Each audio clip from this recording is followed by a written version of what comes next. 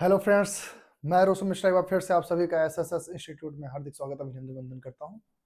और जैसा कि ज्योग्राफी का सीरीज चल रहा है और बहुत जल्द ही पूरे चैप्टर को कवर अप करना था बोर्ड के बच्चों के लिए, तो आज दूसरा चैप्टर हम लेकर आए हैं। Forest and wild life resources के बारे में हमें चर्चा करनी थी और एक डिटेल चर्चा जरूरी है बच्चों के लिए, क्योंकि सामने बोर्ड एग्जाम है। तो बोर्ड एग्जाम को माइंड में रखते हुए हमें इस पर जरूर चर्चा करना चाहिए और वन बाय वन एवरीथिंग हमको क्लियर आउट भी कर लेना चाहिए, जिससे कि बच्चों को एग्जाम में कोई प्रॉब्लम ना आने पाए। तो उसी लिए चलिए कुछ हैंड रिटन नोट्स भी बना रखे हैं और उस पर हम चर्चा जरूर करेंगे। तो चलिए स्टार्ट करते हैं, समय नहीं गवाएंगे। ठीक है बच्चे, क्या है टॉपिक आज का? Forest and wild life resource की बात करते हैं। फॉरेस्ट की बात करें चाहे वाइल्ड लाइफ रिसोर्स की बात करें, बेटा दोनों हमारे लिए बहुत ही ज्यादा, बोल सकते हो, very very important resource for us, and it's play a crucial role in our daily life, because without it we can't surviving here. Okay, every minor resources, as we know, everything, the resource that we are using, the resource that we are by which we are satisfying our needs, are total depends on the forest and wildlife. Okay, totally we can say, not totally, but we can call it totally. Okay, so let us proceed, one by one हम चर्चा करेंगे और जानेंगे क्या है कैसे है। ठीक बच्चे, समय नहीं गवाएंगे। ठीक है, क्या है forest and wild life resource की बात करने वाले बच्चे। Forest are the an important resource for any country, वही चाहे जो देश हो। They are not only provide habitat to various organism but also the primary producer of all resources. अगर हम बात करते हैं, प्राइमरी प्रोड्यूसर भी माना जाता है हर एक रिसोर्स का, जिस पर हर एक लिविंग बीइंग जो होता है बेटा डिपेंडेंट होता है। नेक्स्ट हम बात करेंगे सर जी, फ्लोरा और फौना की बात करते हैं अपने इंडिया में। फ्लोरा और फौना की बात करेंगे इंडिया में। तो फ्लोरा और फौना क्या होता है बेटा, इस पर हम जानते हैं, एक वन्य जीव और एक बोल सकते हो ऐसा animal being and plant being. Okay, plant species and animal species की हम जहां चर्चा करते हैं वहां फ्लोरा और फौना हम वर्ड का यूज करते हैं। चलिए इस पर चर्चा करेंगे सर, क्या है कैसे है। Sir India is known for its rich biodiversity. अगर बात करते हैं, भारत जो है अपने बायोडाइवर्सिटी की, जैव विविधता के कारण पहचाना जाता है, क्योंकि हमारे यहाँ जैविक विविधता बहुत ज्यादा है बच्चे। विविधता के बारे में बात करेंगे, हमारे जैविक विविधता, जैविक डिफरेंसेस बहुत देखने को मिलते हैं, इसलिए हमारा इंडिया इस मतलब बायोडाइवर्सिटी की वजह से भी जाना जाता है। The term biodiversity is used to describe the various life forms which are found on the earth. ठीक है, अगर बायोडाइवर्सिटी का मतलब हम बात करें, इसका मीनिंग क्या होता है, तो बच्चे हम आपको बता दें, ये लाइफ का एक ऐसा प्रारूप होता है, हम बोलेंगे लाइफ का एक ऐसा प्रारूप जिसमें जिस पर जो है अर्थ पे, मतलब अर्थ पे रहने वाले हर एक लाइफ के प्रारूप को हम लोग क्या बोलते हैं बेटा, बायोडाइवर्सिटी के अंतर्गत हम लोग इंक्लूड करते हैं। ठीक है, चलिए आगे बात करेंगे। This include flora fauna and various ecosystem in which the species live or depend on the another one another. Okay, हम ये भी बात कर सकते हैं, फ्लोरा फौना और डिफरेंट डिफरेंट स्पीसीज के बारे में भी चर्चा करते हैं, जो हम एक दूसरे के ऊपर क्या करते हैं, डिपेंड रहते हैं जिस पर। के अलावा sir, because of the deforestation, the demand for the Heights and the norms of the animals and for medicinal plants commercialization etc, many species of the plants and animals are on the merge of extinction present। भैया देखिए बहुत सारी हमारी needs हैं, deforestation हो रहा है, अधिक यूजेस हैं हर एक चीज के, चाहे वो मेडिसिन के लिए हो, चाहे जिस प्रोस्पेक्ट के लिए, जिस भी एस्पेक्ट के लिए हम इन चीजों का यूज कर रहे हैं, उससे क्या हो रहा है बेटा, हमारे यहाँ कुछ प्रॉब्लम्स क्रिएट हो रहे हैं। उस प्रॉब्लम की वजह से हमारे यहाँ जो हमारे रिसोर्सेज हैं, हमारे यहाँ जो स्पीसीज हैं, वो धीरे धीरे एक्सटेंशन के कगार पे हैं और वो धीरे धीरे विलुप्त होते जा रहे हैं। तो उस पर हम चर्चा करेंगे सर, क्या कैसे है। चलिए आगे चर्चा करते हैं हम लोग। सर आगे बताया जा रहा है, according to their present numbers various species of plant and animal can be categorized into the following division। कौन कौन से सर, नॉर्मल स्पीसीज के रूप में सर, एक्सटिंक्ट स्पीसीज के रूप में सर, और आगे आपका इंडेंजर्ड स्पीसीज, ऐसे 4-5 स्पीसीज के बारे में बताएंगे हम। चर्चा करते हैं सर, क्या है सर। पहला हम नॉर्मल स्पीसीज किसे कहते हैं बेटा, those species whose numbers are considered normal for their survival are known as the normal species। ऐसे स्पीसीज जिनका नंबर बेटा बहुत ही नॉर्मल माना जाता है, बोल सकते हो, ठीक है, सर्वाइवल के लिए चला जाएगा। ठीक है, जैसे हमारे यहाँ मछलियों की बात कर लेते हैं। ठीक बेटा, ये सब जो है एक, जैसे हमारे यहाँ बहुत अलग अलग प्रकार की मछलियां पाई जाती हैं, तो ये सब एक नॉर्मल स्पीसीज के अंतर्गत रखे जाएंगे। ठीक है, चाहे मछलियों की बात कर ले, हमारे यहाँ जो कैटल्स पाले जाते हैं, ठीक है ना, जो भी डोमेस्टिकेटेड एनिमल्स हैं, डोमेस्टिकेट करने के लिए, और पेट एनिमल्स को भी हम लोग उसमें रख सकते हैं। नेक्स्ट हम बात, इसमें एग्जांपल भी दिया गया है, साल pine rodents and the cattle are the example of the normal species.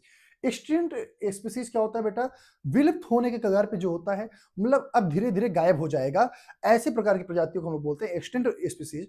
चलिए चर्चा करें। Extinct species are the those species of plants and animals which cannot be found in the wild or in captivity in areas where they may occur। देखिए जहां उनका होना जरूरी है, अगर वहां पर ये कम मात्रा में पाया जाए या फिर वहां से हटने लगे तो हम बोल सकते हैं ये एक्सटेंशन के आधार पर है, एक्सटेंशन के बेस पे अब आ जा रहे हैं, मतलब रास्ते पे आ रहे हैं, ठीक है। और एग्जांपल के लिए the cheetah in India and the dodo bird in the world have, ये सब एग्जांपल है बेटा एक्सटिंक्ट स्पीसीज की, ठीक है। नेक्स्ट और हम बात करेंगे सर इंडेंजर्ड स्पीसीज के बारे में चर्चा करेंगे sir. What is endangered species sir? Species which are facing a grave threat to their lives and are danger to becoming extinct are known as the endangered। endangered विलुप्त प्रजाति की बात करते हैं, मतलब एक extinct मतलब विलुप्त होता है और इसका मतलब खतरे में, ठीक है। खतरे में कौन सी प्रजातियां हैं? ऐसी प्रजातियां, ऐसे जानवर या ऐसे प्लांट जो धीरे धीरे गायब होते जा रहे हैं, ठीक है, जिनका अब नामो निशान मिटने लगा हो, ऐसा बोल सकते हो, वो सब क्या हो जाएंगे बेटा, इंडेंजर्ड स्पीसीज में रखे जाते हैं। ये ज्यादा ही खतरे, ज्यादा ही डेंजर फेस करता है, ठीक है। तो ऐसे एग्जांपल के लिए black buck and Indian rhino example है इन स्पीसीज के।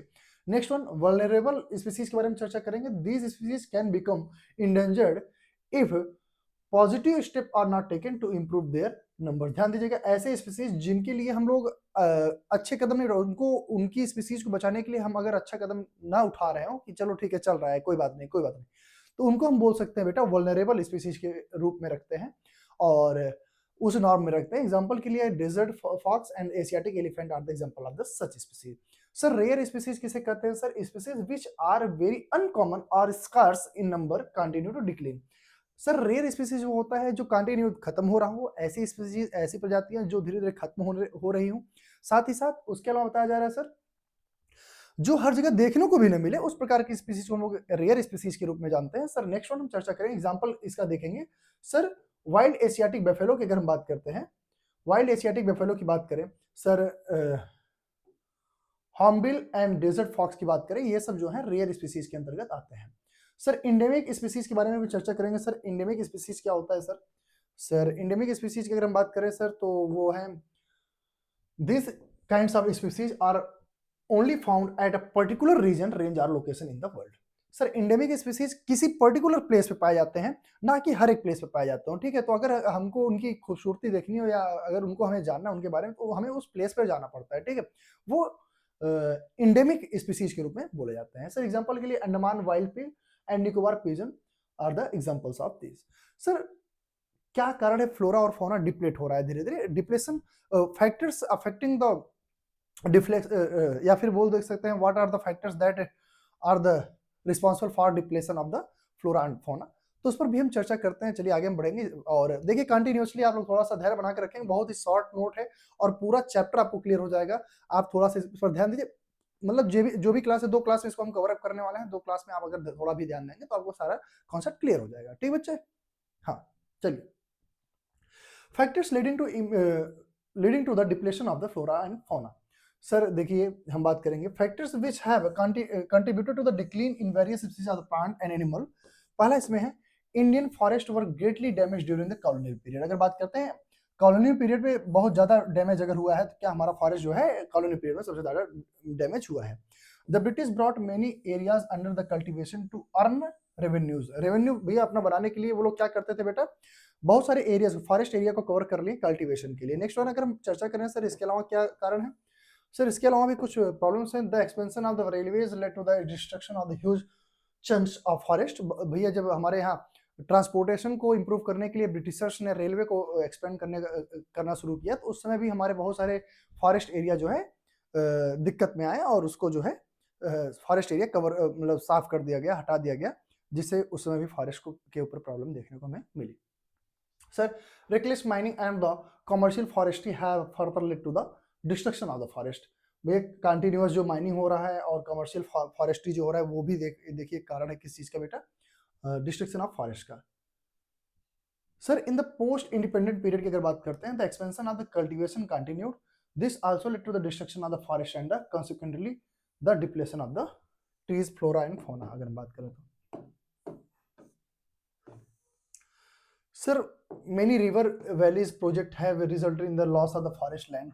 कैसे? जैसे कि एग्जांपल बात करें, Narmada Sagar project in Madhya Pradesh have resulted in the reduction of forest cover of the region. Uncontrolled mining has resulted in the deforestation. जैसे mining not only disturb the habitat of many species but also have block the migration route of the several animals. अगर बात करते हैं भैया कैसे mining, sir mining से क्या problem आती है अगर हम स्पीसीज के ऊपर चर्चा करते हैं तो मान लो चलो प्लांट स्पीसीज के लिए तो ठीक है, कुछ पर्टिकुलर एरिया आप इस पे प्रोवाइड करोगे, लेकिन सर अगर हम बात करते हैं एनिमल बीइंग की बात करते हैं तो एनिमल्स जो है अकॉर्डिंग टू क्लाइमेट जो है वो माइग्रेट करते हैं और माइग्रेशन के लिए उनका एक पाथ होता है। अगर उस पाथ को आप डिस्टर्ब करोगे तो बेटा उनकी माइनिंग रुक जाएगी, सॉरी उनका माइग्रेशन रुकेगा, माइग्रेशन रुकेगा तो वहां पर सर्वाइव नहीं कर पाएंगे और वो मर जाएंगे वहां पर, तो वो दिक्कत होती है सर। ये भी एक कारण है हमारे यहाँ स्पीसीज जो है खतरे में है। Sir next one sir, example के लिए बात करें, dolomite mining has threatened the tigers in the Buxa tiger reserve in the West Bengal. जानिए डोलोमाइट जो माइनिंग स्टार्ट हुआ था, ये बक्सा टाइगर रिजर्व जो आपका वेस्ट बंगाल में है उसमें जो है टाइगर्स के लिए थोड़ा प्रॉब्लम क्रिएट हुआ।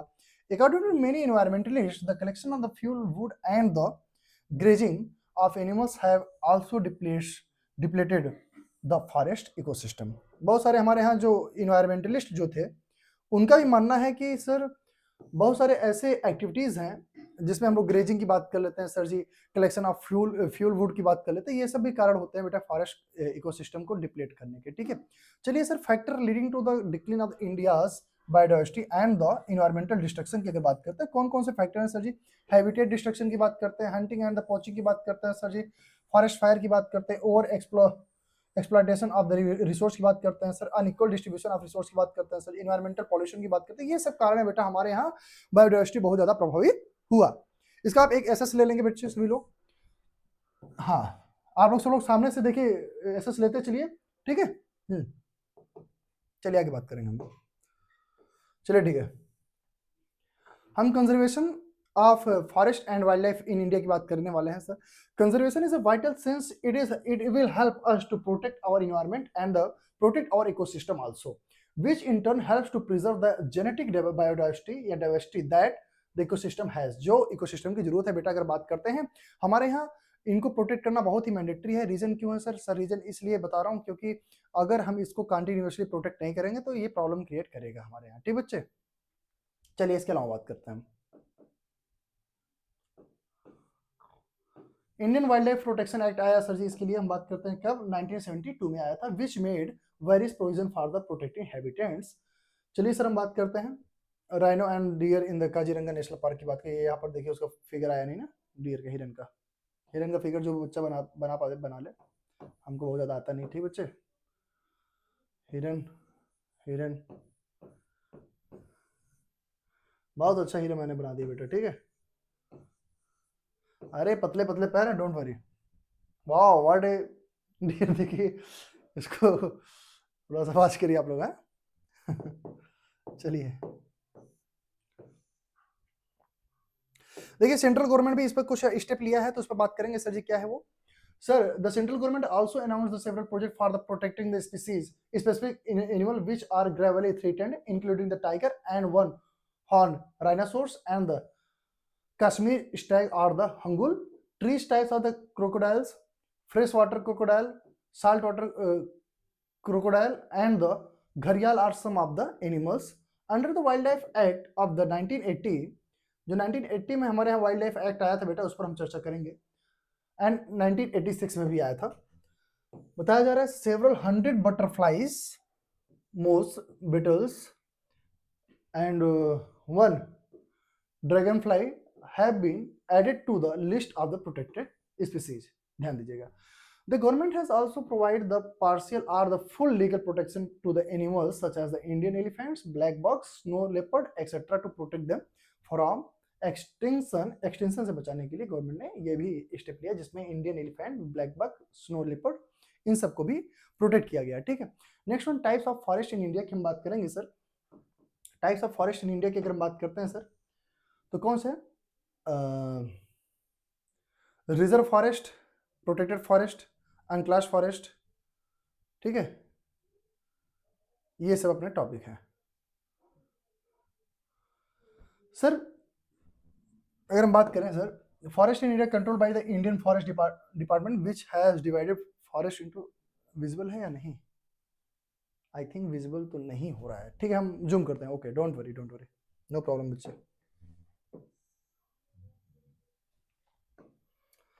Types of forest in India बात करते हैं। Forest in India are control by the Indian forest department which has divide forest into कई पार्ट में। एक रिजर्व फॉरेस्ट की हम बात कर लेते हैं, फिर प्रोटेक्टेड फॉरेस्ट की हम बात करते हैं। ठीक बेटा, रिजर्व फॉरेस्ट क्या होता है? In India more than half of the total forest land has been declared as a reserve forest. ध्यान दीजिएगा, फॉरेस्ट के टोटल एरिया का हाफ जो है वो रिजर्व फॉरेस्ट के रूप में रख दिया गया, जहां पर कोई दूसरा व्यक्ति जा नहीं सकता है, जहां की चीजों को हम इस्तेमाल अपने सेल्फ नीड्स के लिए हम नहीं फुलफिल, मतलब जो हमारी नीड्स है उसको फुलफिल करने के लिए बच्चा हम वहाँ के ऑब्जेक्ट्स, वहाँ की चीज़ों, वहाँ के रिसोर्सेज को हम लोग यूज नहीं कर सकते हैं। ठीक है, वो रिजर्व फॉरेस्ट के अंतर्गत आता है। कोई वहाँ पर ग्रेजिंग कराने के लिए अपने ना कैटल्स को नहीं ले जा सकता है। तो ये सब है रिजर्व फॉरेस्ट की खासियत। और हम भी आज आगे भी चर्चा करेंगे सर, प्रोटेक्टेड फॉरेस्ट क्या होता है उस पर भी हम चर्चा कर लेते हैं बच्चे। क्या है प्रोटेक्टेड फॉरेस्ट, क्या होता है, और अनक्लास फॉरेस्ट क्या होता है, इस पर भी चर्चा करेंगे sir. Protected forest are the protected from any further destruction of the forest cover. ठीक है, बोला जा रहा है कि protected forest are the protected from any further destruction of the forest cover. Forest के द्वारा कोई भी उस पर जो है अलग से हस्तक्षेप नहीं होना चाहिए। इस प्रकार के फॉरेस्ट को या इस प्रकार के एरिया को हम प्रोटेक्टेड फॉरेस्ट के रूप में देखते हैं। सर नेक्स्ट और हम बात करते हैं सर अनक्लास फॉरेस्ट कैसे कहते हैं। This class of the forest include the forest and the wetlands which are owned by the government, private or jointly by the communities या फिर एनजीओ की बात कर लेते हैं। अनक्लास फॉरेस्ट कहाँ पर आता है सर, किसको बोलते हैं सर? ऐसा फॉरेस्ट जो जिसमें जो है वेटलैंड और फॉरेस्ट दोनों को इंक्लूड किया जाता है, और इसको चाहे गवर्नमेंट सर चाहे रन करे, चाहे प्राइवेटली कोई रन करे, चाहे कोई कम्युनिटी रन करे, साथ ही साथ चाहे कोई एनजीओ रन करे, इस प्रकार के फॉरेस्ट को हम बोलते हैं अनक्लास फॉरेस्ट। सर नेक्स्ट अपना टॉपिक जो है बेटा वो है बायोडाइवर्सिटी। बायोडाइवर्सिटी पर हम चर्चा करेंगे अगले क्लास में, लेकिन अभी के लिए सर हम इसी पर हम अपना क्लास रोकेंगे और हम आगे बढ़ते हैं सर। नेक्स्ट क्लास में हम आपको इस चैप्टर को पूरा क्लियर आउट कर देंगे। आज के लिए हम लोग सेशन यहीं पर बंद करते हैं, क्योंकि सर बहुत बड़ा क्लास हो जाने पर भी आपको बोरियत महसूस होता है, तो इस पर बने रहिए। और नेक्स्ट क्लास में इसको करने के बाद हम लोग क्या पहुंचेंगे बच्चे, हम लोग इसके बाद चलेंगे, इसके भी एमसीक्यूज पर आएंगे सर। इस बार लाइव एमसीक्यू रहेगा, डोंट वरी। लाइव हम लोग आपसे क्वेश्चन का आंसर पूछेंगे और आप बताएंगे। ठीक है, तो चलिए बढ़ते हैं सर। क्या है, reserve and the protected forest are the also known as the permanent forest states. ठीक है, Madhya Pradesh has the largest area under the permanent forest. Permanent forest के रूप में जो बेटा मध्य प्रदेश है वो सबसे ज्यादा एरिया कवर करता है। ठीक है, बायोडाइवर्सिटी हम कल चर्चा करेंगे, आज के लिए इतना बहुत है। तब तक के लिए आप बने रहिए। Thank you for watching the video and just like share and subscribe अगर आपको कंटेंट पसंद आ रहा हो बेटा। हम पसंद आए या ना आए, अगर कंटेंट आपके बोर्ड एग्जाम के लिए बेहतर है तो आप जरूर इस पर जुड़े रहिए और पूरा वीडियो वॉच किया करिए, लोगों तक पहुंचाया करिए। आप ही हमारे मनोबल हैं, आपके आपके होने से हमारा मनोबल बढ़ता है, तो आप समझ रहे हैं। तब तक के लिए धन्यवाद, थैंक यू सो मच।